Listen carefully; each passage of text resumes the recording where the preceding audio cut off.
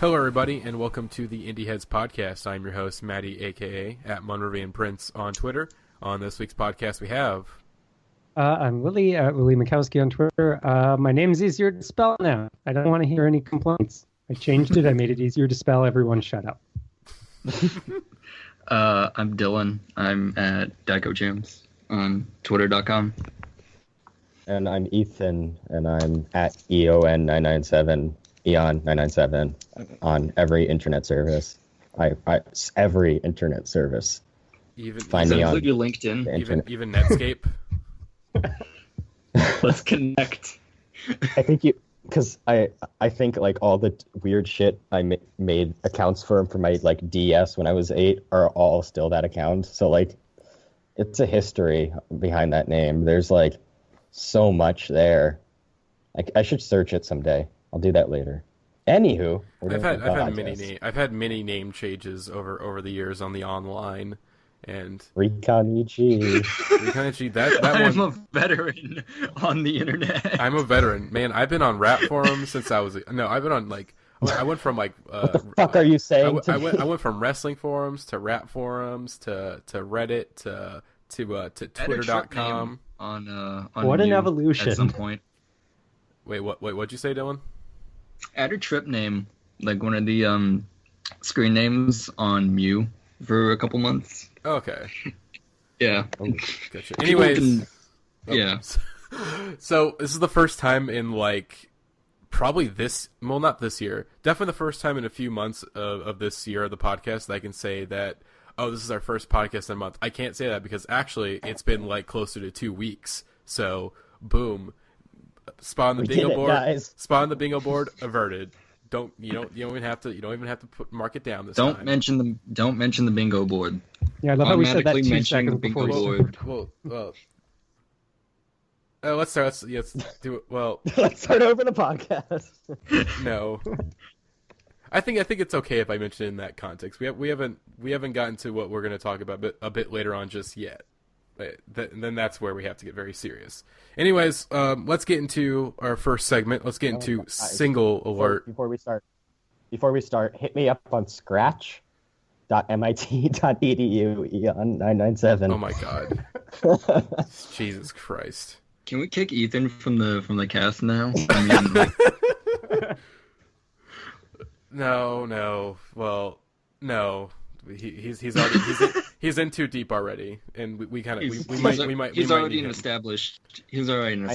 I'm sorry, Ethan. He's got tenure here on the Indieheads podcast. Yeah, I can say whatever the fuck I want. Don't say the things that you shouldn't say. That's what you should not say.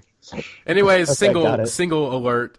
We got a couple great singles that dropped this week. A couple big ones. The first one I'm going to mention, I guess I would say the biggest of the 6 that we have on this list today. The National, they are finally back. They have a new album coming out in September, and they released a new single, The System Only Dreams in Total Darkness. And I'm not a National fanboy. However, a couple of us on the cast today are National fanboys. Who's like slapping something? That's me, out of excitement. Sorry.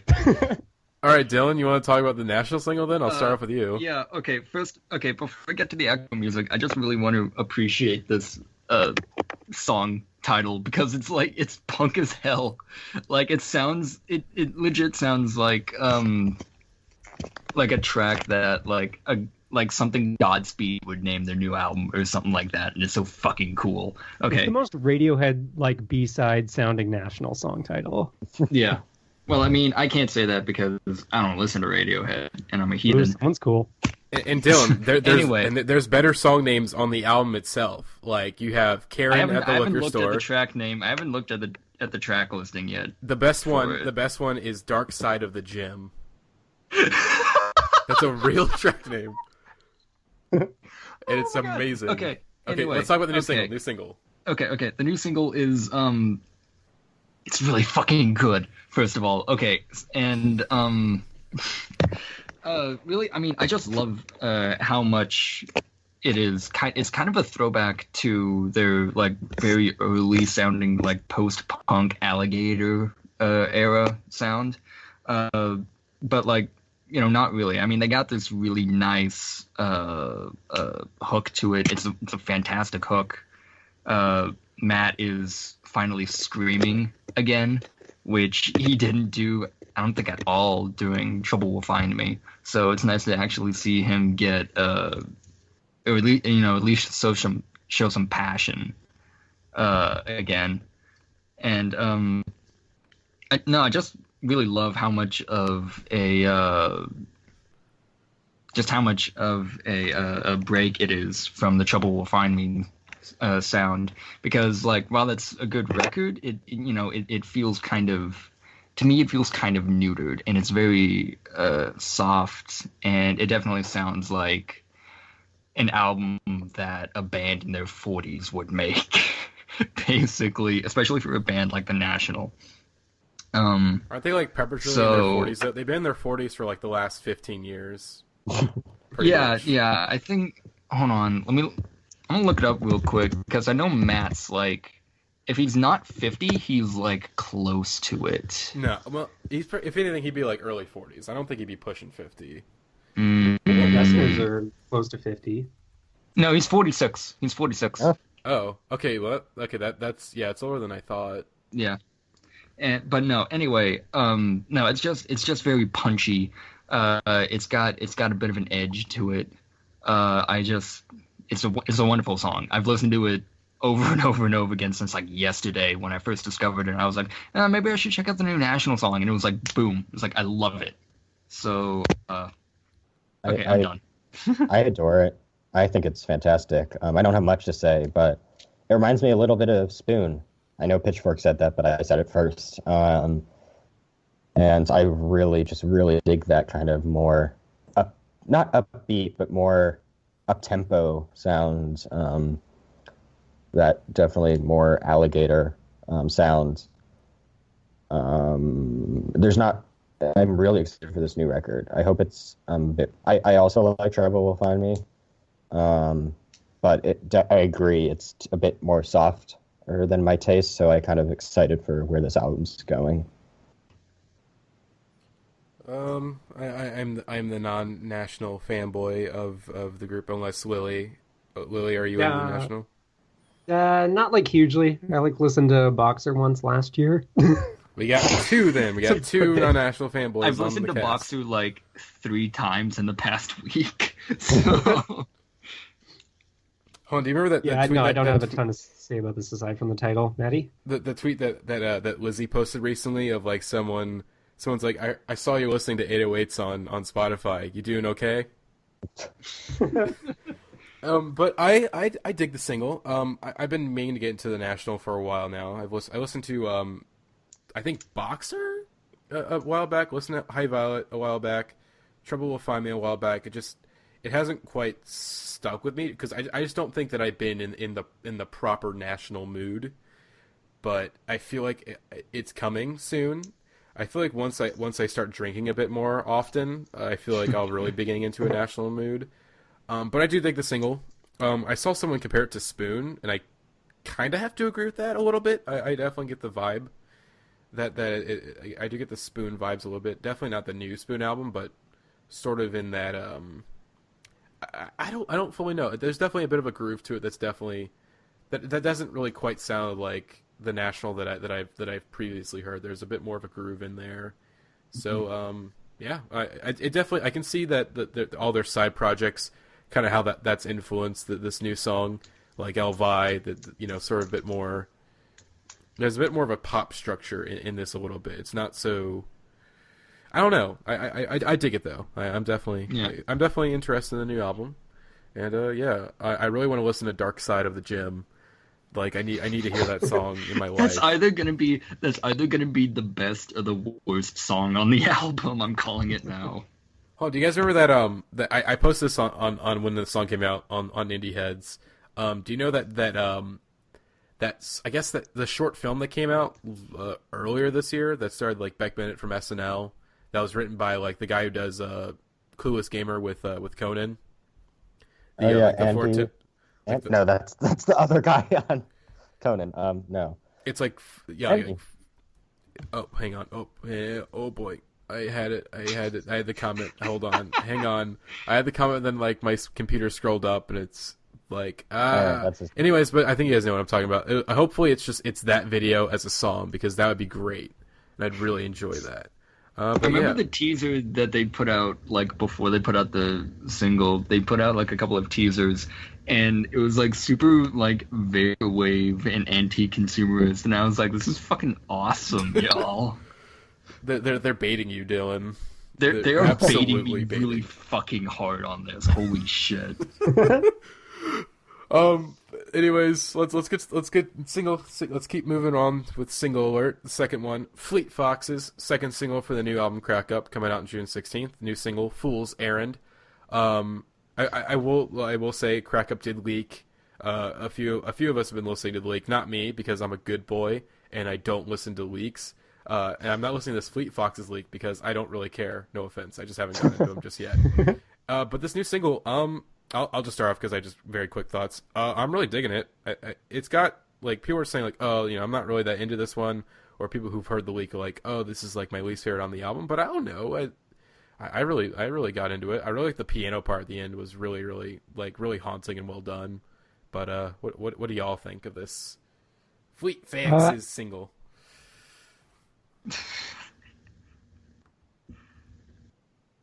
Is anyone going to talk about the Fleet Foxes? I haven't listened to it. Sorry, the blue Skype thing keeps going up forever, and I was like, okay, someone else is going to jump in on this. Nope. I've never listened to a full Fleet Foxes song, so not going to talk about to any bit of a Fleet Foxes song. So we don't. Okay, I've tried to listen to Helplessness Blues and like keep like starting to listen to the album and then just like don't. Like I get halfway through the first song, like something about Fleet Foxes just like has not been able to really grab me in the way that I wish it did. Like, I see everyone else commenting about Helplessness Blues and their other albums, and it's like, oh, like, I wish I could have that experience, and I just haven't so far. But, like, the two singles from this album have really, really grabbed me. So, like, I'm looking forward to being able to dig a Fleet Foxes album finally. Fingers crossed that happens. Seems like it's gonna. Yeah, this is kind of, I think this is kind of a bad panel to talk about Fleet Foxes. we don't have. I think Jake's still in Spain, as far as I know. He's not. Yeah, Jake's and Josiah's doing who knows what. He's like hanging out with some indie girl, probably. No, he's complaining about his ex-girlfriend again. We can't have this insider. We can't have these insider trading.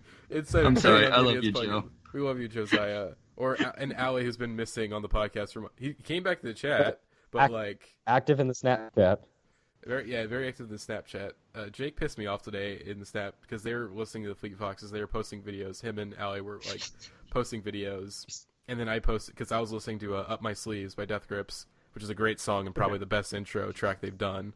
I was listening to that, and they're doing Zoom In on the Face, and I did that too. And then Jake starts playing. Let me figure out which song it is. I'm not going to reveal the album just yet, but it's not going to be a shocker. Crack up my sleeves. Ha.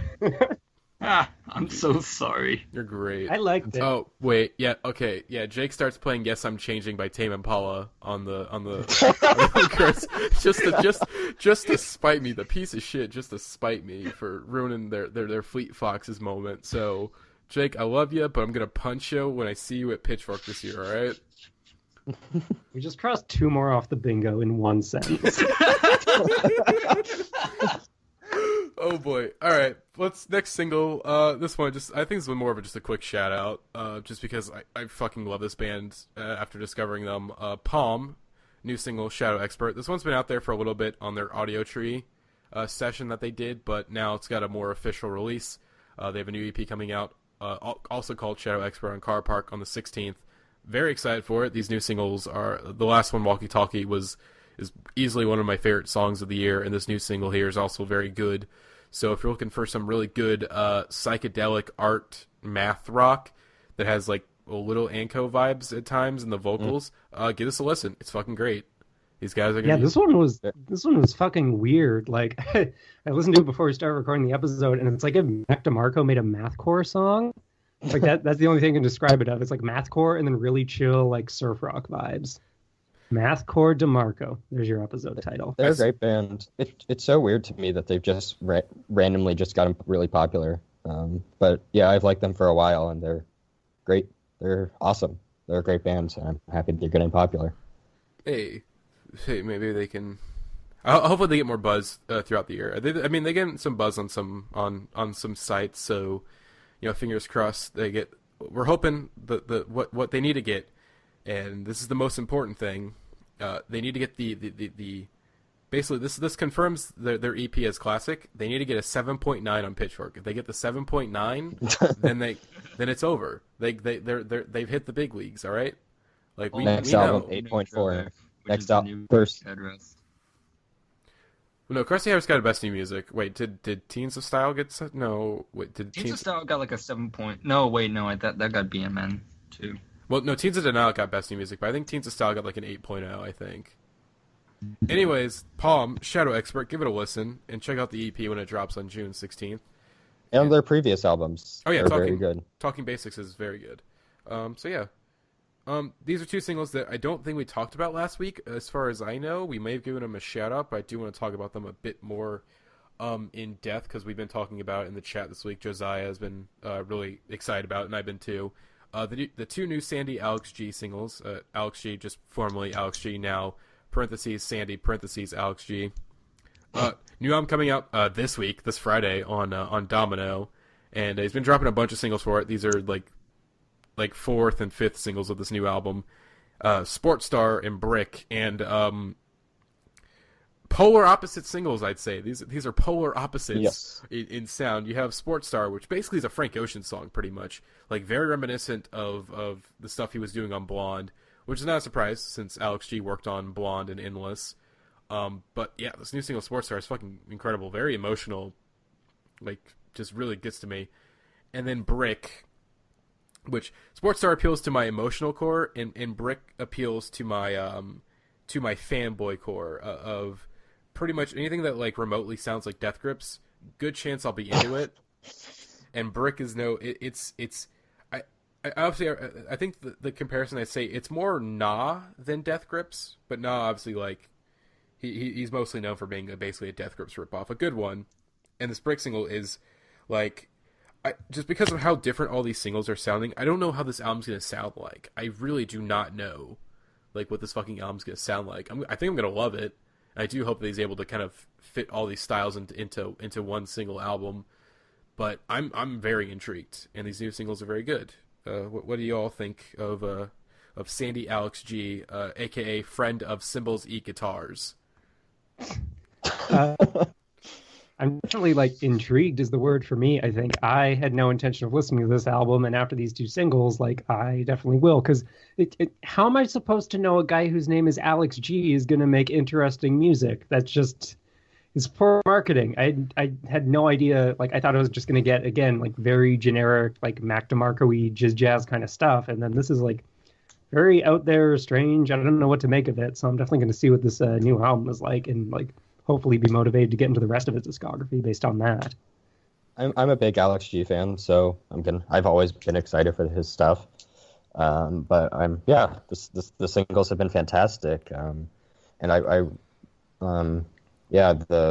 This Brick is really a departure for him. Probably there's some obscure track in his discography that sounds like this, and someone will be like, "Oh, you forgot that one." But he has a really big discography, so I'm sorry. But that song is so fucking good, and it kind of reminds me of a better what's the band called that rap rock group right now? Injury Reserve. Show Me the Body. Show Me the Body. Well, I was wrong. We've alienated we've alienated Anthony Fantano if he somehow listens to this podcast, if he ever listens to it. But yeah, I doubt it. I don't love Show Me the Body, but I think this is what I kind of always wanted from Show Me the Body. It's not rap rock at all because he's singing kind of, but it like has that vibe, and I kind of see the Death Grips, but it's definitely more Show Me the Body for me, and I'm really like that, and I'm like Matty is really interested in how to all come together in one part or one piece. Mm-hmm. I think that's I guess we move on to the next single, unless Lily and Dylan, y'all got any more thoughts? Nope. All right. I don't listen to Alex G, so. You should, because he's a friend of Cymbals Eat Guitars. All right. Which, by the way, if you don't know the tweet, if you don't know what I'm referencing, there was a really great tweet that came out from Sean. I think Sean Cook, who's like a writer for a bunch of blogs, of like I think like if I had to list my 3 favorite memes of the year, number 1 would be hang on, no. The people want it. No, the people want it, Ethan. All right. Number 1, Richard Spencer getting punched. Number 2, Yes. You know I had to do it to him. And then number 3, the brain expansion memes. Those are my 3 favorite memes of the year so far. Because I actually, Richard Spencer, that one was a very short-lived one, but a very satisfying one. You know I had to do it to him has a surprising amount of longevity to it that I'm surprised it's still around and still like makes me laugh. And then the brain expansion meme, that's forever. Like that one is not gonna die, I don't think. But what does this have to do with Alex G? It's because I'm talking about it. All right. Anyways, let's get the next single. No, can I tell a quick Cymbals Eat Guitar story? Yes. This is actually relevant. So I was going to talk about this in podcast, but it never came up. But I got to hear some songs from the new Wren's album. I went to Charles from the Wren's house, and he was super great experience, and the songs sound fantastic. But a funny story he told us while we were there was that he has this toy piano there, and apparently he taught the guitar to the guy from Cymbals Eat Guitars. So that is actually the guy from Cymbals Eat Guitars' toy piano just sitting in Charles's house and on the new Wren's album. So just a little fun fact. I'm full of them. So now can we call the Wren's friend of Cymbals Eat Guitars? Can we give him that title too? Yes. All right. Anyways, just album in 2000 called Meadowlands. Just ignore that. Okay. Next and last single on the list this week. Ethan, you wanted to talk about this one more than most of us. I'll let you take it from here. No, I don't have much to say, but it's just a really fun track. It's Courtney Barnett. We should. Oh, I was gonna say we should probably say what the song is before you get into it. No. I'm gonna pull a Scott Aukerman and just talk about the single for 15 minutes without revealing what it is. That was for all you Comedy Bang Bang fans out there. No, it's Courtney Barnett's "How to Boil an Egg." It's a really fun track. It's really cool because I think she played all the instruments on it, which is just cool to hear. I'm not surprised that she's that talented because she's the best. But yeah, it's just a really fun track. It's not anything that special, but I think I always am happy for more Courtney Barnett in my life. It's whenever I see her name on something, I'm like, yay. She's such a positive cynic. Does that make sense? Yeah, I think it makes sense. That's all I think. Than cynic, but I don't know. Just more of, I guess, just like a happy cynic in that, like, oh hey, the world is meaningless, but you know what? I'm gonna have fun with it. Yeah, it's kind of an absurdist philosophy. But yeah, we should go on to what we've been listening to. Matty, you want to talk about what you've been listening to? All right, so I'll start off. By the way, if you don't know the new rules for this segment, what we've been listening to, minute or less, talk about generally 2 albums, but you can go more if you think you can hit them all in a minute or less. So I'll start off.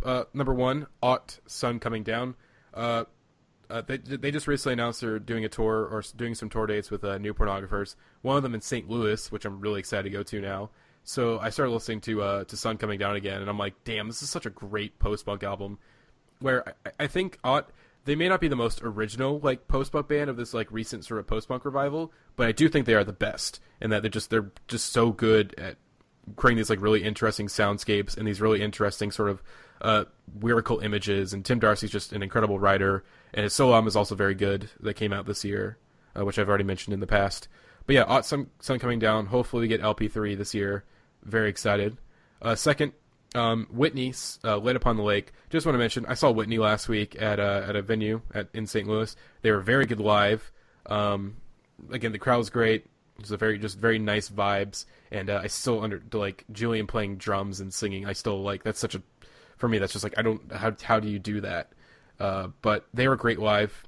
Definitely go see Whitney if they're coming near you. But they're doing they're touring for like the next 2 months, so they'll probably have a date near you. And then Two very quick mentions. The new Paramore album, very good pop album, and also want to give a shout out to I have to do it. I have to complete this bingo board. This part of the bingo board. Dean Blunt and Joanne Robertson. He released a new album called Wahala. It was recorded back in 2014. It's very good. If you were a fan of black metal at all, definitely give this new album a listen. It's pretty much like exact same vibes, and I think there's one song on here that's like an early version of a song that was on black metal. So yes, that's all. That's it. Ethan, you're up to bat. Yeah. First, mostly I've been listening to the Persona 5 soundtrack because I've been playing a lot of Persona 5. But other than that, hey, fuck you. But mostly, other than that, I listened to Torres Sprinter. I hadn't listened to this album in a while, but I bought it on vinyl on a whim. And it's still really fucking good. I forgot how intimate it was. I forgot how vulnerable her voice is, and just how great a songwriter she is.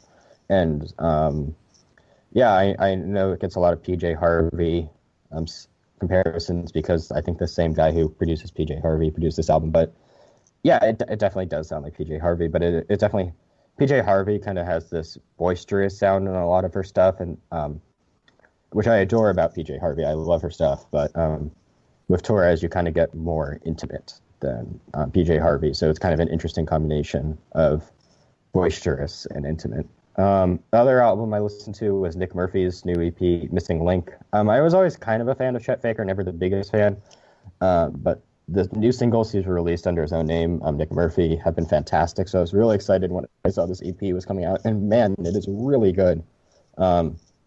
Just 4 really good pop tracks and one kind of interlude track.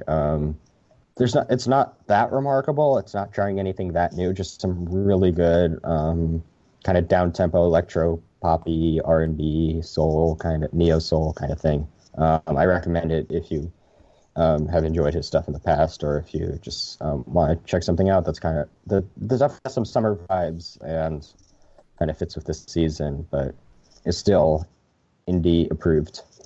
Yeah, Dylan, what's up? What did you listen to?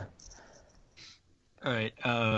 First off, my Wi-Fi is being kind of shitty right now, so I apologize for that if I cut out at all. All right. So I have 2 main ones. First one is by Kelly Lee Owens, or self-titled. Kelly Lee Owens, London producer. She's worked with Daniel Avery and Jenny Haval, and on this album she even features Jenny Haval on it. It's the best way I can describe it is like it's ambient pop mixed with tech house. I mean, it's very sparse and ambient. She has just absolutely beautiful vocals that, you know, on several tracks on here, you know, Throwing Lines, Lucid, CBM, it's wonderful, and I love it so much. And then, you know, so you take, you know, like influences of like Arthur Russell and Portishead, and then you mix it with, you know, the classic UK underground rave scene, and it's really just a mixture of perfection, and it's one of my favorite albums of the year so far. Second one is the new Actress album, AZD. And with Actress, Actress kind of has like a set sound at this point, where you kind of know what you're getting with all of his albums. You're getting, you know, really lo-fi, hazy, nocturnal beats, really urban atmosphere to them, and it's a much different. It's much different this time around than the gauntlet that was trying to make your way through his last album, Ghettoville. I definitely like AZD more than Ghettoville. I mean, it's still got, you know, it was very, like I said, lo-fi production to it.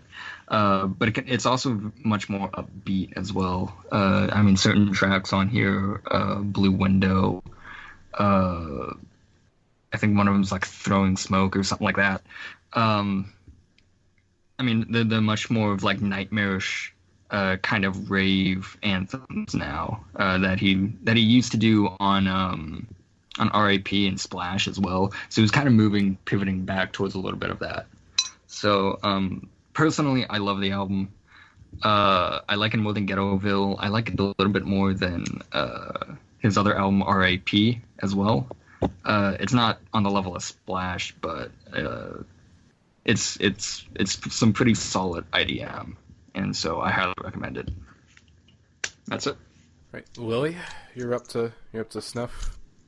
Okay, first album I've been listening to a bit lately is Feel Infinite by Jacques Greene. I've been following Jacques Greene for I think 5 or 6 years now. He's been one of my favorite producers in Canada for a while now. He's based out of Montreal and just has released some of, I think, like the best dance singles of the 2010s, especially like Another Girl and The Look. So, I was super excited that he was finally going to come through with a full length, and it doesn't really deviate too much from a standard sound, but is impressive in that Jacques Greene very much is like a standard house, 808s and like soul samples kind of thing going on, but he manages to take it in a bunch of different diverse directions on this album and really make them flow and actually, dedicate his efforts to like making something that stands cohesively as a full project, which is really impressive coming from someone who has previously been putting out singles for their entire career. So I'm really satisfied with this debut. I hope it brings in a bit of a wider audience. Other thing I've been listening to a ton is Void Fantasy by Rook's Feather, which is the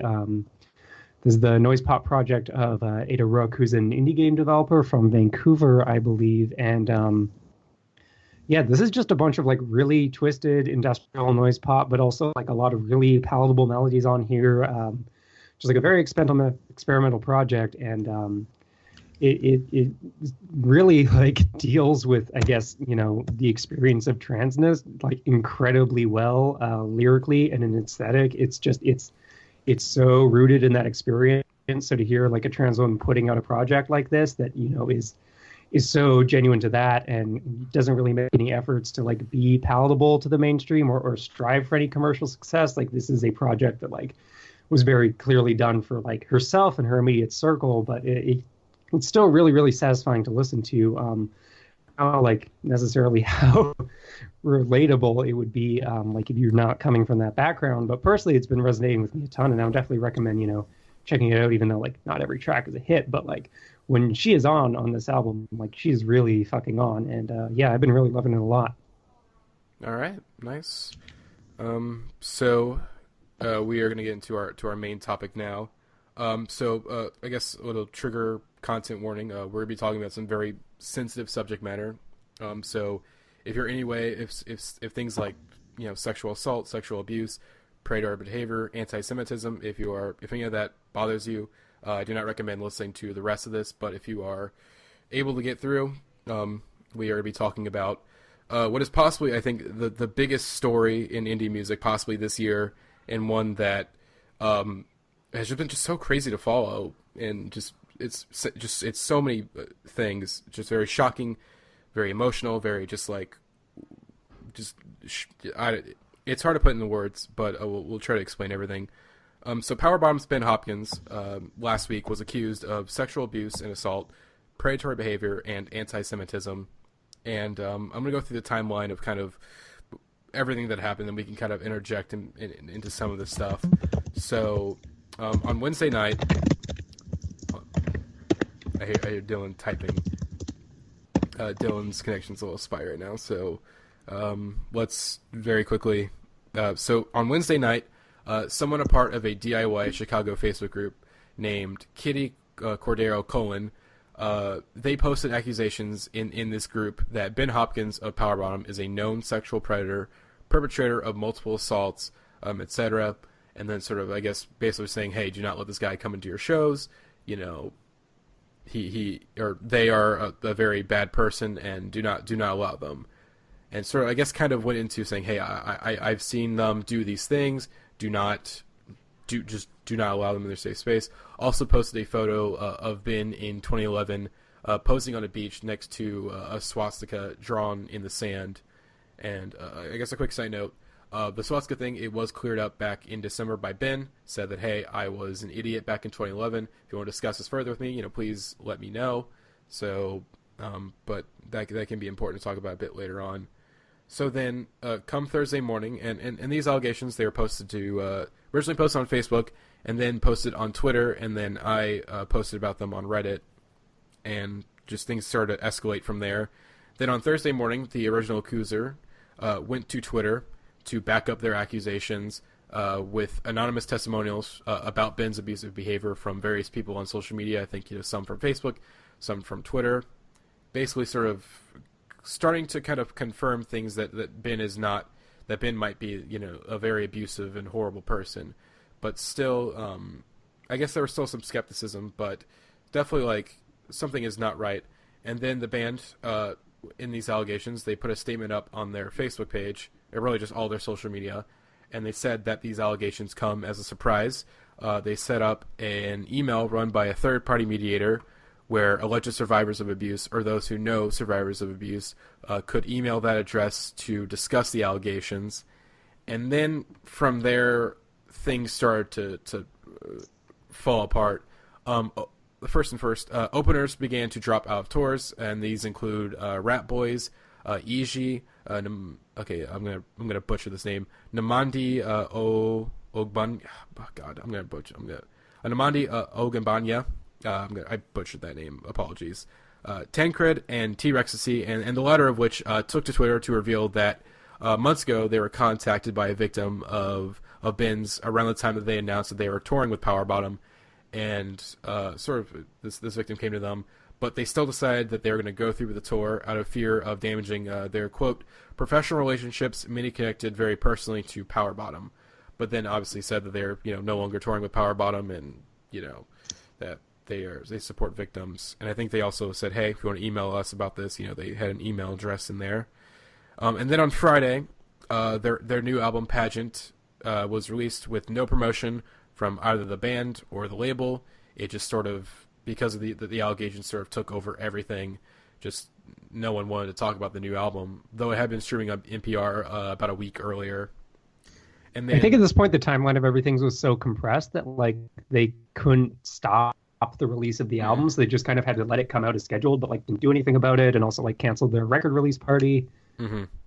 So yeah. I would also like to add really quickly that like weekend streamings for Pageant where it debuted at like 102 or something on Spotify or something like that.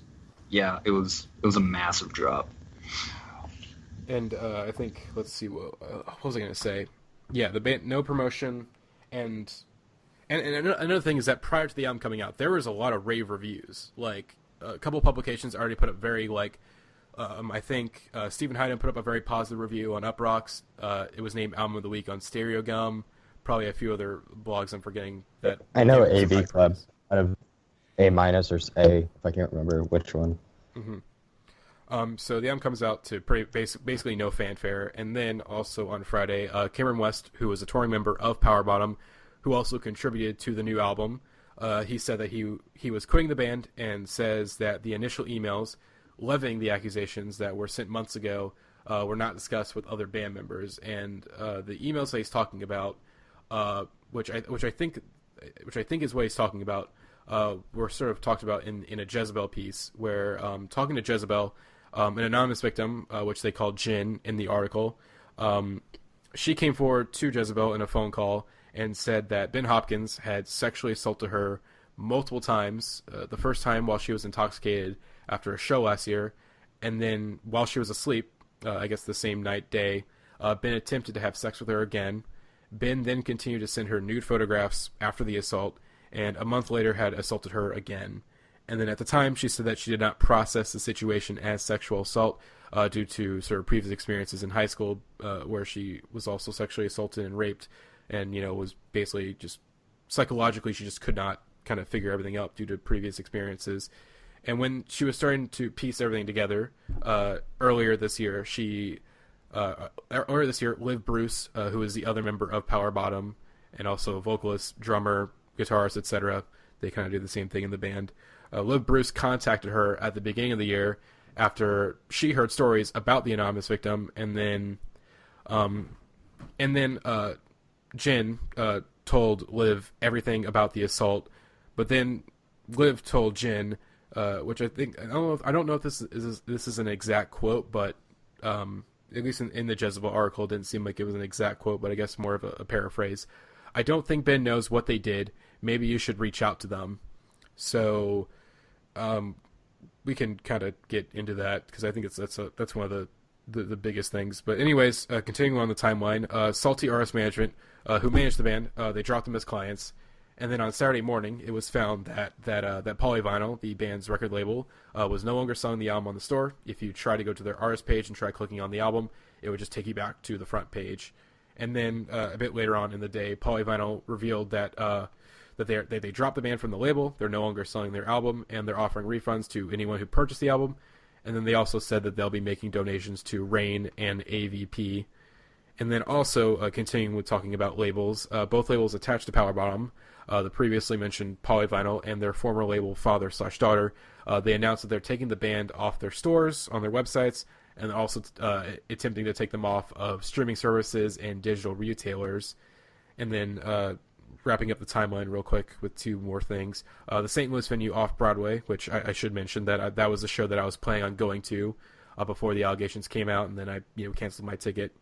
They revealed on the Facebook event page that the band has canceled all dates of their upcoming tour, and they will be making a formal announcement early next week. Which would that comment was made on Saturday, so more of just wait. I guess in less than a week we'll probably hear something, and then I guess today or yesterday it was found out that both their albums were taken off of almost all digital platforms except for Spotify, but both labels are in the process of taking Power Bottom's albums off of Spotify, so maybe by the time this episode goes up, they'll be off.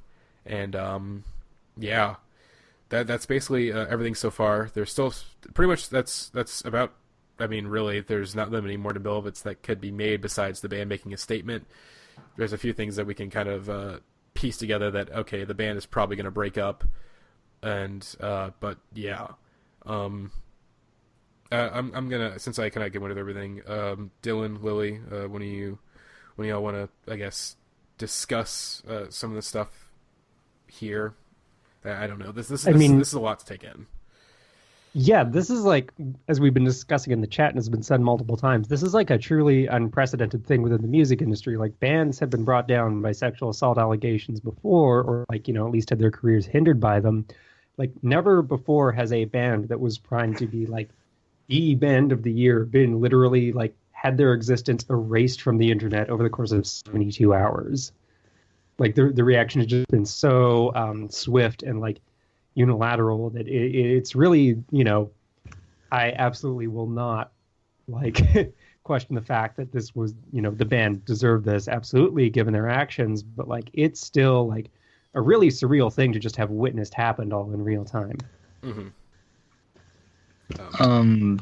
Yeah, I mean, I kind of don't know where to begin with all this. I mean, it's just so very overwhelming. I mean, really, to have something like this happen, in especially in the queer community, I think it comes as kind of a shock to a lot of people, not only based on just the nature of the community, but also of the band itself, who really portrayed themselves as a very openly, just very openly proud of their identities, and just to have this sort of this aura kind of shatter instantaneously. I mean, it really hurts. I mean, Liv Bruce especially is someone that I just adored, and I think Lily mentioned that they did as well, and I mean, I'm sorry, but just Jesus fucking Christ, it's it's really fucking brutal, just like the amount of people who have been hurt by this, and like, yeah, to have like the friggin' power of like having a, you know, non-binary trans feminine person like have that kind of mainstream representation, and not in a way that was like packaged or cookie cut in any way, like just like really being themselves and embracing themselves like in the spotlight, made it like feel so much more attainable for like me to do that and feel comfortable and proud of my identity. So like to be losing, you know, that kind of role model, and I think this is the case for a lot of Power Bottoms audience, just to be losing, you know, those figures who are these queer people who had ascended just so far, you know, in prominence, is it's a really painful thing. And it's not just prominence; it was mainstream prominence as well, which was also, I mean, you know, just regular, you know, cis het people who, you know, really liked the band too, and you know, I mean, this kind of shatters perception. I think it does shatter some sort of perception, I think, that some might have of, you know, the queer community being a very, I don't know, just a very completely safe, 100% safe place, which I don't know. It's just it's a very, very dangerous precedent for many reasons that I think we're going to get into. Well, and I think that's an important thing in that, like, as much as it's shocking within this band, like the idea of abuse within queer communities being shocking in itself, like, is sort of worrying. Like, I think one of the biggest lessons in this entire thing. No. Yeah, I agree. I mean, I was mainly speaking to like the idea that people were like, oh, I had no idea this kind of stuff could ever possibly happen to, you know, especially with, you know, Ben and Liv being the people that they are. But no, it like this kind of stuff is much more, at least from, you know, the experiences that I've seen other people have and I've seen other friends have. It's much more relevant, not only in like past abuse, but also, you know, just in current abuse in certain situations as well. And you know, it's just not quite as cut and paste as I think a lot of people on the outside think it is. No, like that's exactly what I was going to say, is like one of the major lessons from all this, or something that's, I think, a really important reminder for both people within and without the community, is like, you know, being queer or trans or whatever, like, does not exempt you from being a shitty person. Like, just because someone is, you know, a gender or sexual minority does not mean they're incapable of this kind of behavior. And yeah, it is an unfortunate reality that like there is a, you know, sort of, you know, hierarchy of power within like the queer community, and that like, you know, sort of cis gay men get the upper hand, and that usually, you know, trans people, you know, especially non-binary and trans feminine trans people, are like on sort of the lower end of that spectrum in terms of, you know, frequently having abuse and harassment directed at them, like, you know, from people within the queer community just as much as people like outside the queer community. And that this kind of exposes the potential for that dynamic, I think, is something really important. No, definitely. I didn't mean to talk over you with that. I'm sorry. So sorry. Oh, no, that's fine. We can trade off. Yeah. I don't know if anybody else has anything to add. I know I don't. I mean, it's just amazing how much this acts as like a cross section of so many different power dynamics within the music industry, and just like socially as a whole. Like, you have this whole relationship between like, you know, the queer community and the cishet, you know, world, and then also like trans people within the queer community. It's just this insane sort of jumble of things, and it's like sort of remarkable that all of these different like really complex social dynamics have been condensed into like this one event. Yeah, I mean, and like really the response from the community is something that at least like from the queer community, I mean, was really just remarkable in how quick it was to distance themselves and just connect from it. And then, you know, as soon as they said, okay, Power Bottom's a piece of shit, where do we go after this? You know, there were a ton of posts, at least from what I saw on social media, in promoting other, you know, queer bands, queer artists, and they really kind of rallied behind the idea that we don't need Power Bottom to, we just don't need Power Bottom. We don't need them to be a tarnish on our community. We can, move past that pretty much. And it seemed like that was, in the end, it seems like that's what a lot of folks were able to do, which I at least am able to see as a silver lining. I don't know. Yeah, and like something that even just concerns me on a personal level is like, yeah, the whole reaction of like, we don't need Power Bottom, that was good, but then in retrospect it's like, well, why did I believe we did need Power Bottom? Like, why in retrospect was this band being treated as sort of like the only valid prominent queer band within the mainstream? Like, there's just a whole bunch of different things with that as well, given just like how much media prominence and just how much of a push they were getting leading up to all this, that in retrospect is like, yeah, why didn't anyone like sort of question why exactly this was happening to this band? Or like, by this I mean, this level of fame. Mm-hmm. I was going to want to discuss that sort of I guess next, and just really how this case of the Power Bottom case relates to other similar cases. But yeah. They were, I mean, really, when you said like they were the band of 2017, or they're very much on their way to be the band of 2017, and then just to have that completely fall apart. And I definitely, it does make you, I think we discussed this in the chat, in that I guess prior to these allegations, Power Bottom was a very marketable band. They were, and it was a very interesting one in that they were very marketable, but at the same time they didn't feel like caricatures of people within queer culture. Hopefully I'm not misspeaking saying that, but they just seemed like very. No, I think that's true. It seemed like they were not at all reduced or anything. Like they were very, what appeared to be genuine representations of queer people at the time. Mm-hmm.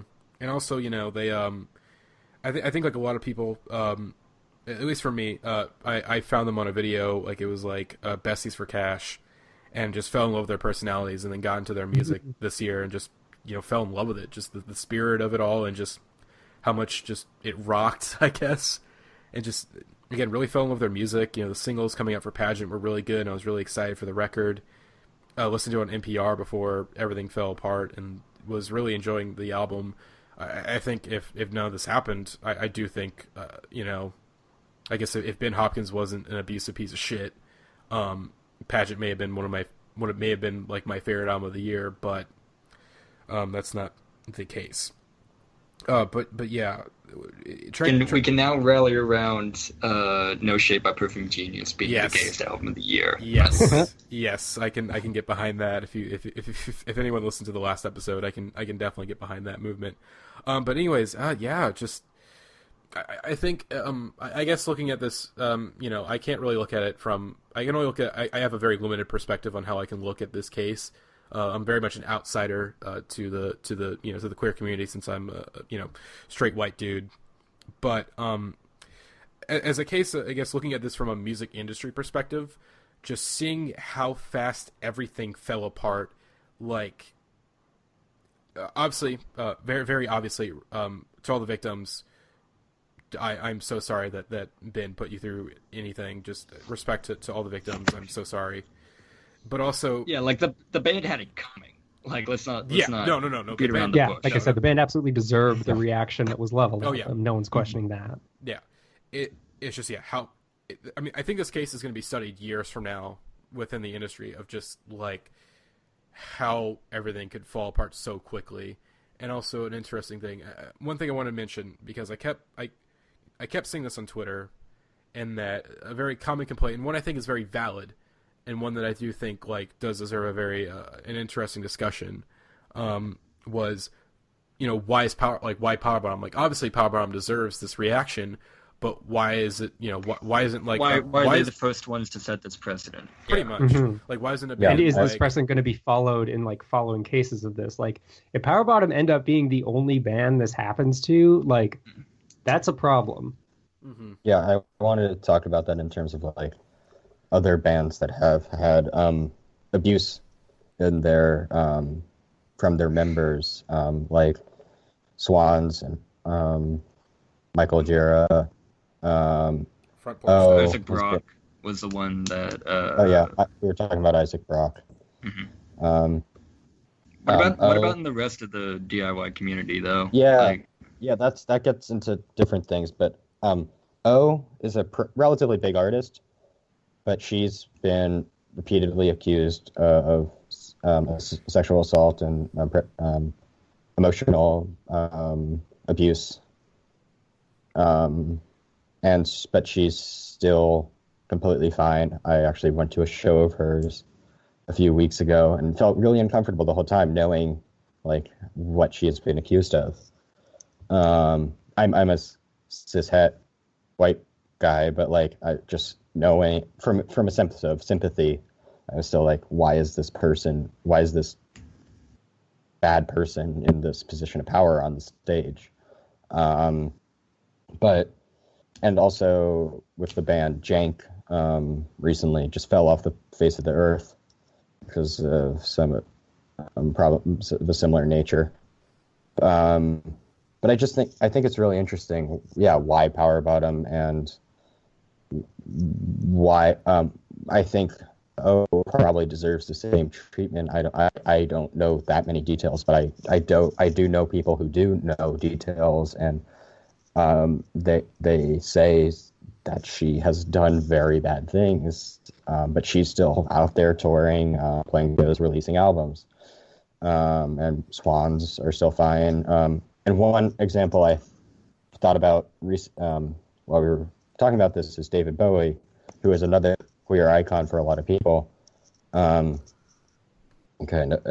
of a older one, of course, but still for many people is really important. But there is a very clear account of him raping an underage girl, and obviously I hate this excuse, but times were different then, and so things like that didn't get brought up. But so I'm not saying in retrospect, why didn't we drag David Bowie down? But it is, why can I personally be like, David Bowie is one of my favorite songwriters, when this band, Power Bottom, or others of this ilk, I can kind of separate.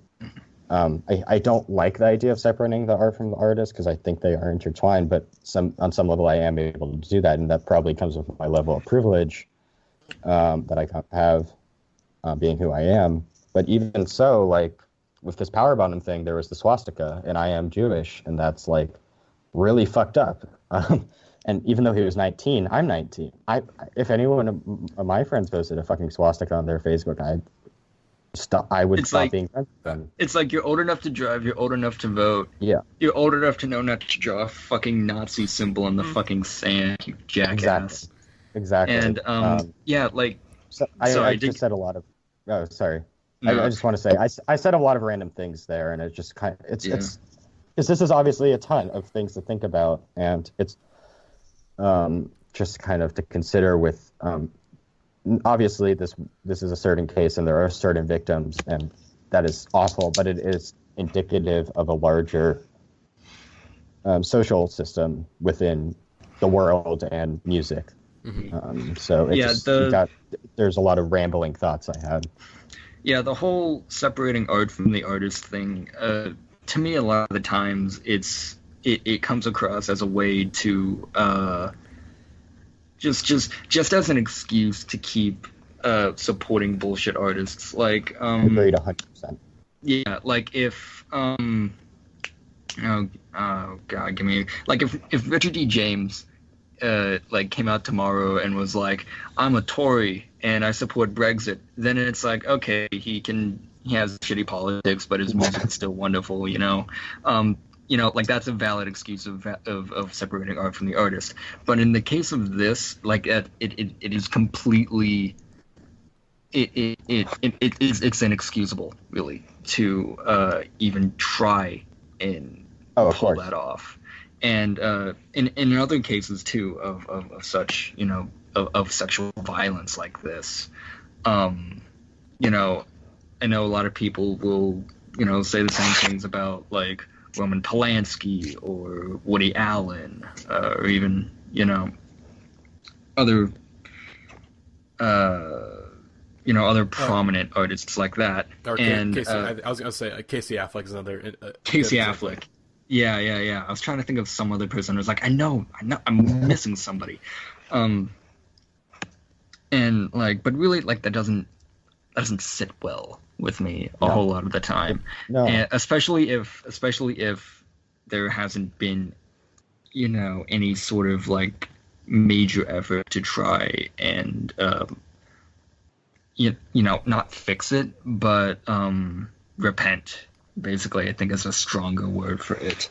And in a lot of these cases, that doesn't happen with the abuser, and it's a really horrible way. And I kept seeing this fucking shit in the fucking threads on Indieheads, which is like, separate art from the artist, and stuff like that. But the thing is that with Power Bottom, not only with their musical content, with their lyrical content, but also with their image, like that, you can't do that with the again, with the image that they have, with the lyrical content, with the community that they associated themselves with, past tense.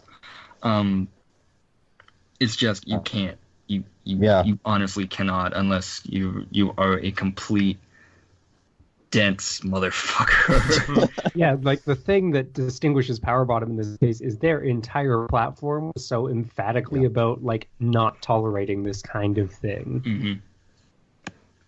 Yeah, I agree 100%. That's like David Bowie, to use that example again. While what he did was terrible, his image was not about being a socially conscious person. He was Ziggy Stardust. He was whatever. He was kind of separated from that. So kind of the artistic separation is kind of built in. Not saying that if you don't listen to David Bowie because of that, you are wrong. You are completely valid in that opinion, and you can shame me for listening to David Bowie and respecting him as an artist. Completely go ahead. It's just that I think, it is because Power Bottom's art and politics were so wrapped up in one thing. You can't. They are inherently together. I guess it's different with some artists. I'm not saying I agree with Dylan completely that generally separating the art from the artist is bullshit, especially in cases like this. But I don't have a conclusion to that sentence. Okay, can I just like the tweet that I posted in the chat? Yeah. There's a really good tweet I think that kind of explained for that artist thing of just like, why can't you separate the art and artist? A very interesting tweet from @RP Blocher BLOCHER. The Venn diagram of people who like Power Bottom and people who would parentheses correctly drop them in a sec for sexual abuse allegations is a circle. I think it's a very important point when it comes to Power Bottom and why they got why everything escalated so fast and why really we're discussing this pretty much, I guess, if that's if I'm saying. And and the point I was going to make was that, sorry, I just got really distracted for a second. The point I was going to make is that a lot of the people doing this art v artist thing are, again, mostly cis people, and I know I'm definitely coming off as like a major SJW to spooky SJW to all of our listeners right now, and I will gladly take that title. But really, I got really fucking tired over the weekend having to explain to all of these straight white guys why they should really keep their opinions about what the community should do, what the queer community should do. Just keep their fucking noses out of it, because so many of them were complaining about other queer folks dropping them and saying I'm very disappointed at Power Bottom. I'm done with them, and they're like, well, innocent until proven guilty. Look at me. I'm in a position of privilege where the hate U.S. that justice system will always back me up. And it's like, shut the fuck up. Holy fucking shit. I can't like, these fucking people, they literally read the Jezebel article and was like, no solid evidence. And it's like, you fucking people.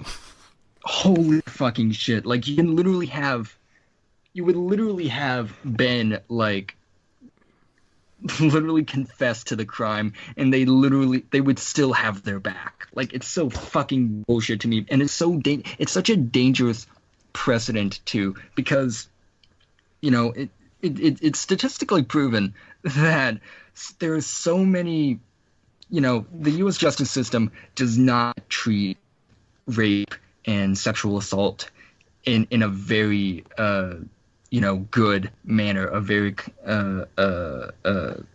not only efficiently, but just generally in a way that is meant to help victims of this. I forget what the number is, but there's just a vast amount of rape kit cases aren't even tested by the fucking coroners or by the fucking police or anything like that. And the social culture that we've built around this, around assault like this, primarily blames the victims for it. Whether it's the whole, you dress provocatively, or why didn't you drink less, or why weren't you more responsible, or blah blah blah blah blah, and then beyond that, I've had people who have been assaulted like this, and they were not taken seriously, and they had to go to therapy just to try and basically deal with it, and they couldn't prosecute the abuser because there wasn't sufficient evidence. It's not like it was like an extraordinary circumstance. It was at a party where a lot of people were already passed out drunk, and especially in the queer community, the whole innocent until proven guilty thing is it's so dangerous. It's so dangerous for victims and anyone who's at risk of being gaslighted like that, because again, I mean, like I said, the past history that a lot of queer folk have had with in regards to abuse and assault like this, and in current situations as well, like it's not a safe environment for this at all. And so to see all of these straight white guys in the fucking threads promote this innocent until proven guilty thing, like, that's not how the U.S. justice system, the U.S. legal system, that's not how it works for other queer folk. Like, I'm glad that you never have to deal with anything like that. I'm glad most of you have never in your lives had anyone, close to you affected by that. But just keep your fucking opinions to yourselves, please. We really don't need you telling us how to isolate abusers and pieces of shit in our own fucking community. Like, we can take care of that ourselves. And I think it's very clear over the past couple of days, just how we can do that. So just go away, please. Shut the fuck up and just let us deal with it, because we don't need you. You haven't given a shit about us all the way up until now, and now all of a sudden you're barging in and demanding that we give these fucking disgusting human beings the benefit of the doubt. No. I just want to point out the hypocrisy of them doing that and like leaping to these people's defense, like you said about the you've never cared about us before thing, like to have the gall to do that while simultaneously like egregiously misgendering most members of, both members of the band is like, yeah. Okay, we see what your priorities are. Like, someone made a really good tweet about that in response to this whole thing. They're like, if you gendering someone correctly depends on your opinion of them as a person, that illuminates a lot of how you see trans people as a whole. And I thought that was a really good point that I hadn't thought about. And it's like a lot of these people would also consider themselves allies, I think, but still not be the kind of person who would support victims in situations like these. And it to me, it's really two-faced and disgusting to see something like that. I mean, if I'm just gonna keep. I'm sorry. I'm trying not to go on a rant on just a massive tangent here, but I wanted to mention something. Again, a very relevant tweet. It was I think it was like in the style of a headline. 20-something white man heroically agrees to take devil's advocate position on controversial issue that doesn't affect him. It was very relevant. Was that a Hard Times article? Because no, but it might as well be. But I want to say to your comments, Dylan. First off, one, I'm offended, and I cannot believe that you think my opinion doesn't matter. Okay, I can't really joke about the stuff. But yeah, just seeing that stuff in the thread, like, oh, the innocent until proven guilty, that's such bullshit. That's such bullshit. Like, maybe in the Constitution that's the case, but, like, when it comes to, like, basically in the court of public opinion, that's bullshit. It's complete bullshit. It's a gray area, especially in the case of, like, things like sexual assault and rape. Like, that's such fucking bullshit. And I was so... You always have to believe the victim. That's just the fact. Mm-hmm. Yeah. But, I mean, I will say that... I mean, innocent until proven guilty works in cases of like murder and stuff like that. Oh, the angry white dudes are coming after us. Yeah, no. Spencer found our podcast. He's coming. I'll take all of them on. I will take all of them on. They can at me. They can do whatever the fuck they want. All right. Seriously.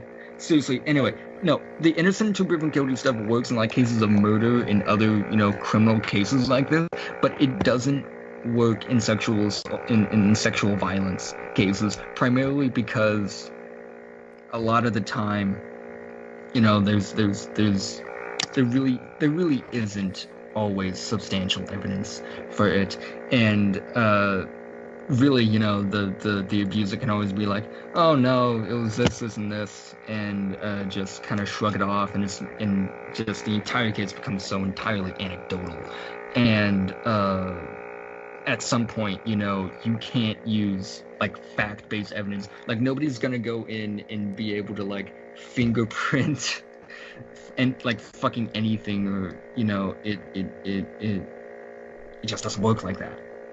And I don't know what the point I was gonna make was gonna be, but just innocent until proven guilty just does not work in sexual violence cases. Mm-hmm. Yeah. I guess an interesting thing that I guess to kind of swing it a bit back to like the music itself, if that's okay to discuss. I think one thing is that Power Bottom, I guess before these allegations, as I mentioned, they were fucking good. They were a very good band, or were very, like, emphasis on were a very good band, and it was like exciting to see them like become big, and then for all to fall apart. And well, I don't know what I was gonna say. Yeah, art and artists, yeah, that shit's bullshit. The innocent until proven guilty, that's bullshit. I guess. Hold on. Sorry. Keep going. I was gonna say Oh yeah, now I remember. What do you guys think of I guess of Polyvinyl and father/daughter, beginning to take their albums off of, like, basically erasing their existence from their musical existence from the world, pretty much. It was kind of like, I've never heard of a label like actually doing that. Like, I've heard of them to like, give refunds to pre-orders and stuff like that, and drop them from the label and not sell their records on their website. But it's, at least still a lot of their stuff is left on streaming websites. Mm-hmm. It's definitely, I have mixed feelings on it, and then it's like, yeah, they deserve this. Like, they totally deserve this. It's like, if you're gonna be this abusive asshole, this is, payback's a bitch. But at the same time, it's, I don't, yeah. At the same time, it's just more of just, I think now is like, obviously, like right now, like I actually tried watching some like power bottom music videos. I couldn't stomach it. It was just like, because it was just like, oh, I'm watching this abusive piece of shit on my computer screen. Like, I can't deal with this. But I think it's just it's haste. I understand why they're doing it, because it's like they don't want to have to. I guess they don't want to have to pay royalties to Power Bottom. They don't want to have to, basically it's just sort of like, hey, the music you're listening to does not represent how they are as people, and that's I guess I think that'd be a solid reason, but still, I don't know. It just doesn't exactly sit right with me, but I do get it, and I do understand why it's happening, and that I can't complain too much. But I'm obviously speaking from like a platform of privilege. So, yeah, Ethan. Yeah, sorry, I keep interrupting. I'm not good at segueing, but I want you could emphasize the word "were," and that completely reminded me of actually a similar example, which was the band Were. I completely forgot about them because of what happened, but they posted some transphobic tweets about Sadie from Gloss. But there was, and they completely fell off the face of the earth for the most part. I haven't heard from them, and for good reason. They're garbage. They were garbage. But so yeah, I guess this completely isn't completely unprecedented. There was that situation, but we're definitely not as big as Power Bottom. But it is kind of that same thing where like, and they weren't wrapped up in the queer community, but people were like, we're going to shut this shit down. We're not dealing with transphobia. That is bullshit.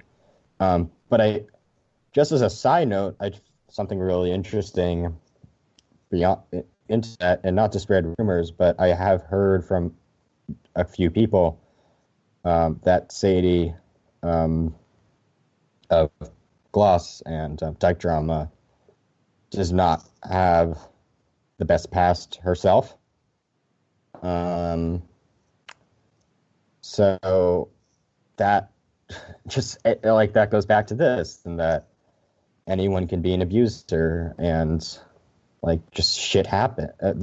People are fucking shit a lot of the time, and we had someone on our podcast, Jamie Kilstein, who was revealed to be an emotional abuser, and we took down that episode, and we had to figure out how to deal with it the same way Polyvinyl did, in a much lesser degree, of course, but like we had to think about what we were doing, and it was just this. I had no qualms about taking that down because he's a garbage human being, but he was someone I really respected, and that's kind of that was my kind of situation that was equivalent to this. I was never that into Power Bottom, and I'm cishet, whatever. But that was kind of not to. So my privilege kind of makes it easier for me to go about my daily existence, of course. So I didn't need someone like Power Bottom to help me through the day, but just that whole situation was such a fucking weird situation when you see someone like someone you personally know and have talked to, and just deservedly, but still completely bizarrely get dragged through the dirt. It was just such a bizarre situation for me personally.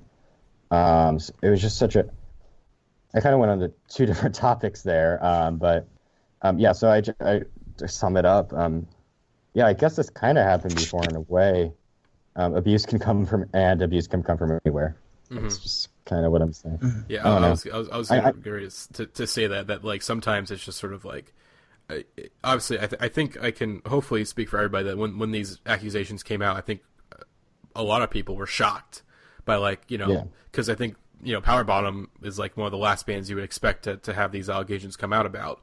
But now that as the story's developed, and I guess from Dylan and Lily, giving their perspective, I do realize that like, oh, this maybe isn't as shocking as I thought it would be, just because the queer community is not like this complete 100% safe space. It still has its issues. I know Sadie tweeted about that, and I know, and a lot of other bands. I think Adult Mom also tweeted about that, and they are prominent queer artists too, who are fantastic.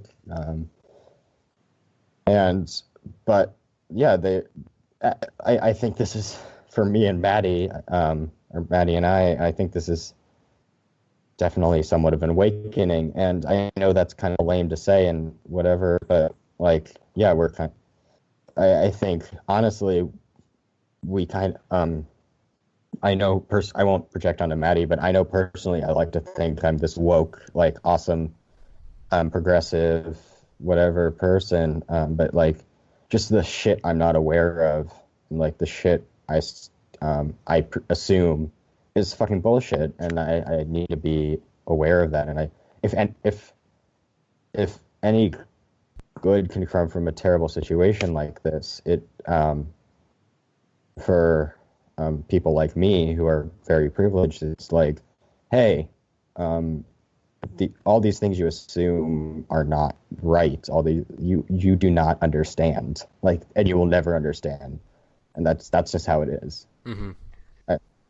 I'd like. So agree. I feel like I like almost have like a similar takeaway in that it's like, you know, in terms of there are things that I'm like still not yet, you know, holding myself accountable to. And again, like in retrospect with Power Bottom's image, like I feel very duped and kind of like silly in a way that I didn't like ask these questions about why suddenly this specific band was rising to such prominence, and like, you know, basically just not at all questioning their fame, because their fame was such like a breath of fresh air as regards to representation went. And so it's just like, it's kind of just the situation of like, oh yeah, like trust no one, especially the people you love the most, because like you never know, no one's immune to this shit. Like, and so that was like a really important wake-up call for me, is like, right, again, like just because other people are, you know, LGBTQ does not mean they're immune to this behavior. And like you have to, you know, even if you're within a community, like you have to be an ally to other people within your own community as well. Allyhood isn't just, you know, about being outside of the community. Like, you know, I'm a relatively privileged trans person. You know, I, you know, had access to the right like finances and healthcare and was able to like transition successfully and safely. Like, and other people don't have that ability. So what am I doing for those people? How am I, you know, helping to protect those people from abuse and discrimination? And like, you know, basically what is your own role within society on all levels, I think is a valid question for everyone to be asking. And like, I think that's the biggest thing that everyone, you know, regardless of like, you know, your affiliations can take out of this situation, or you're in the DIY community, or you're like a fan, is just, you know, this is very much a lesson for how to hold people accountable moving forward. Yes. And I think like there's the potential for this to be like a really big learning moment for the industry and like for everyone implicated in it, really. But like if that is not followed through upon, then suddenly this becomes like a very dangerous situation, because it, you know, like the taking down of their music in this case is absolutely warranted, but this creates like a bit of a dangerous precedent for like, you know, sexual assault cases moving forward, just specifically, you know, being leveled at like trans people, you know, because they can be. Don't like the lawnmower on your microphone just started went off again.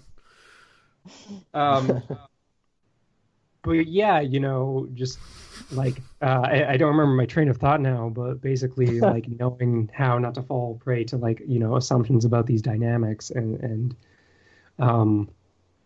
yeah, the shittiest thing about what Power Bottom did, aside obviously from like the impact on the victims, is that this is going to make it a lot harder for queer artists to be taken seriously and get that mainstream crossover success going forward, because now they have to fight against like sort of the shadow that band has now cast on the rest of the community. Like every queer band from now on has to fight to not be the next Power Bottom, and like that's really big.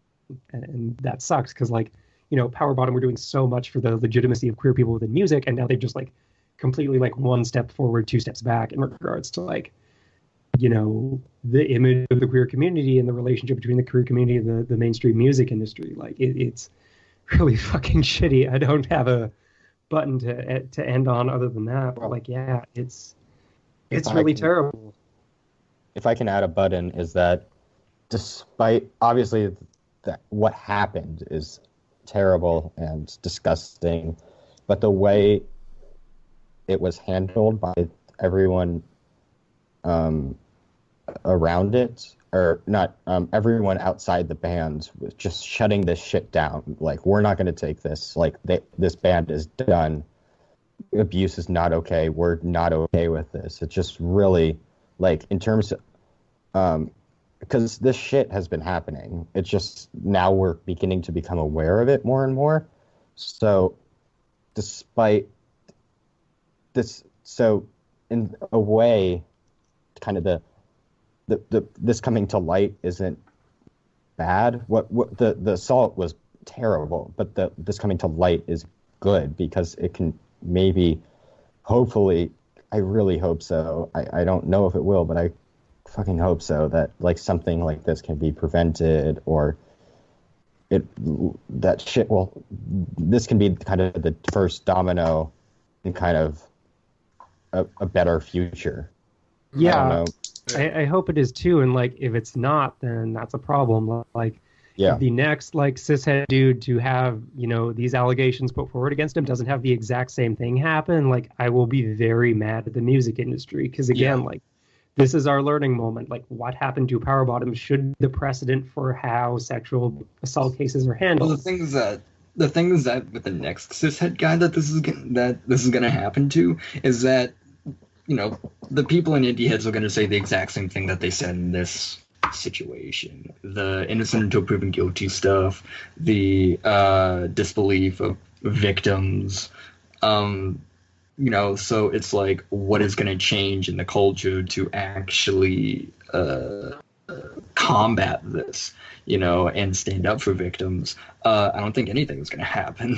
I mean, I think the major thing that could happen potentially, and like, you know, shitty, ignorant people are going to be like shit and ignorant in internet comments no matter what. But like, I think the like people who can set the model for this really is like, if labels who have signed other artists who are then accused of abuse can like follow the label that Polyvinyl and that Power Bottom's management company did, like the fact that they showed that that is, you know, possible for a company to do, even in the wake of like what has to be like an enormous financial loss, like that potentially could be a good thing, because ultimately it's, you know, like the shitty and ignorant people online in a way are powerless. It's the people, you know, in power and who are controlling the industry who are ultimately going to have the most say over how things proceed in similar cases later on.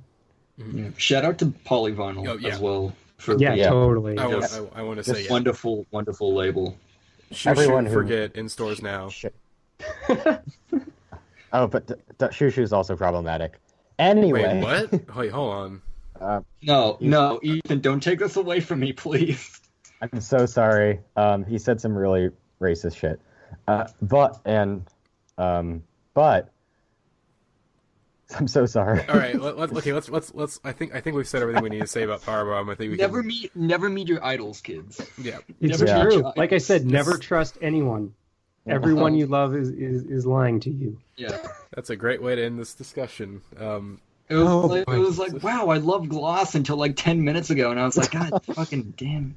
I'm a dream. I just ruin everyone. That's my job in the world. Like everyone, I have the shit on everyone. Next you're gonna tell me that Grimes is actually like she went to like the Dakota Access Pipeline and like water sprayed protesters or something like that. Like please don't do that to me. I have nothing on Grimes. So not yet, at least. We'll dig and find something. But I think I think I've said everything I guess I wanted to say. I guess my last point is that I do hope that this does set a precedent for cases in the future. But at least in the industry, hopefully. Yeah. But as Dylan said, I do have a little bit of that cynicism that this is, you know, this might not happen. This good chance this won't happen again, or at least not as fast as this happened. But I do hope that with the response that the Salty Artist Management and Polyvinyl had, that very quickly, you know, this stuff will be dealt with. But also at the same time, I do worry that this might be only, you know, exclusive to queer artists and queer artists only, and not, you know, straight white dudes or any of that. So that's all I really got to say. Yeah. I think like a note I would leave on is just like, I don't know, to be skeptical of tokenism. Like if there is a band that is suddenly like the one acceptable band from this demographic, like ask why. Like, I think the mistake in Power Bottom is that like they were successfully sold as like the only legitimate queer band for people to support, whereas like other queer artists stayed on the fringe. So like support struggling queer artists who aren't getting mainstream recognition, or struggling artists of, any minority demographic who aren't being acknowledged by the mainstream, because like those are the people who need it and probably deserve it most. Like be skeptical of people who have very sudden fame, because like fame is not good, power is not good, people abuse power when they come into positions of it. So support the struggling and support the less visible, because those again are the people who need like all the friggin' press resources and money that like we collectively sunk into Power Bottom over the past 6 months. Oh, and by the way, do not support Power Bottom. If you bought tickets for the show, cancel tickets, or try to get a refund. If you bought the record, get a refund on that. Return the record. Just very actively. If this podcast does not make it very clear, do not support Power Bottom. Do not support anyone in Power Bottom, and that does include Liv Bruce, which I think which I wish we I do wish we kind of touched on that a bit more. In that Lib Bruce was complicit in all this, gaslighted a victim. I do think we didn't. I think I wanted to bring that up because I don't think we really discussed that. But we need to wrap up anyways. But do not support anyone in Power Bottom. I hope they both fuck off for the rest of their lives. Honestly, I'm gonna shout out a couple of queer bands that I have acquaintances or friends in. But Snail Mail, Decisions. What was another one? Ophelia's. So go check them out if you want some great people I can personally vouch for, that are kind of queer members. Mm-hmm. And also, as much as we shout on Indieheads a little bit, there was a really great list that had come out. A bunch of members in the sub put together a very great list of a bunch of queer artists that which I think we'll put a link to in the description. So I definitely have some more artists I need to listen to, because I do. Yeah, I did kind of fall for Power Bottom being the one queer band. I definitely did kind of fall for that a little bit. So again, I think it's a learning lesson. I think it's a learning lesson for everybody. From fans of Power Bottom, from people within the queer community. I do think that there's a lot we can learn from this. Kind of everyone, I guess. Speaking, even though that probably sounds like a very, what I said's like. No offense. I kind of got like an all lives matter tone of what I was saying, but yeah. Why won't anybody think of the straight white males? But I do say that there's a lot of learning that can be done with this within the music industry, within there's a lot to learn, and that's all I gotta say. Do not support Power Bottom, the pieces of shit. That I think that's about. That's it. Any last thoughts? My last thought would be shout out and love to all of the queer folk of the world, all of the queer folk of color, all of the non-binary, non-gender conforming trans people of the world, especially those of color. To all those artists as well who are making wonderful music while still giving a massive fuck you to gender conformity and patriarchy. And fuck Power Bottom. Power Bottom retired bitch. I think that's everything. All right. So yeah, hope you guys enjoy is maybe not probably the wrong word for the podcast, but hopefully you got something out of this podcast, out of our discussion. So we will see you guys. Oh, yeah. It feels cathartic. Sorry, at least for me to express it. Yeah. Yeah, definitely. I have a lot of emotion tied up in it, and again, like hopefully we did bring something to the table rather than just like reiterating everything that happened and that people are already thinking. Hopefully. All right. So we'll see you guys next time on the Indieheads podcast. Peace. Bye. Yep.